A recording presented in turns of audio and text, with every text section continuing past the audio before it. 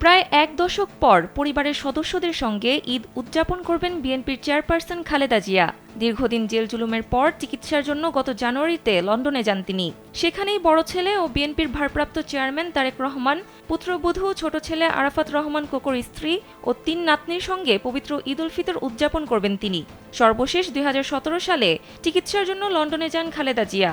ওই সময় ৩ মাস তারেক রহমানের বাসায় অবস্থান করেন এবং পরিবারের সদস্যদের সঙ্গে ঈদুল আজহা উদযাপন করেছিলেন।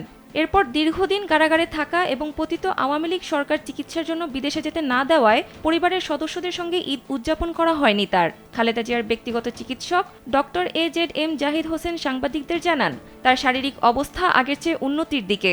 অন্যদিকে বেগম খালেদা জিয়া ঈদের পর বাংলাদেশে ফেরার ইচ্ছা প্রকাশ করেছেন।